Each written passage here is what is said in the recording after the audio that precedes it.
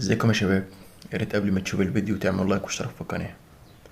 مبروك للمنتخب المغرب بالفوز على المنتخب المصري في بطولة أفريقيا تحت 23 سنة، وصعودهم هما الاتنين بجانب مالي لأولمبياد باريس.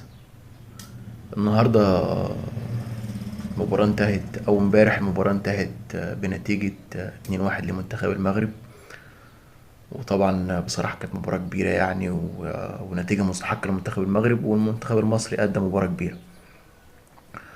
طبعا الحارس المصري حارس النادي الاهلي حمزة علاء فاز بجائزة احسن حارس رغم الخطأ الكبير اللي كان في نهاية المباراة، يعني تسبب في يعني فوز منتخب المغرب.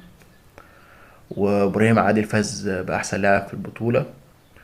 وعبد الصمد الزلزولي لاعب برشلونة ومنتخب المغرب تحت 23 سنة فاز باحسن هداف في البطولة، جايب 3 اهداف. بس ده اللي مش جاي نتكلم فيه النهاردة، يعني معروف عن المنتخب المغربي ان هو يعني منتخب صاحب اخلاق، ويعني لاعبيه يعني اصحاب اخلاق. المهم كان في لقطة يعني غريبة في قبل ما الهدف بتاع المغرب يجي زي ما انتم شايفين.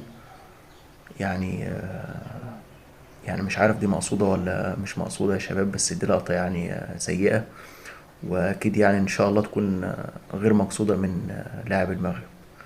المهم مبروك للاعيب المغرب، ومبروك للمنتخب المغربي، ومبروك لمنتخب مصر والمغرب، يعني شرفونا نهائي عالمي. متنسوش بقى في النهاية لايك واشتراك في القناة.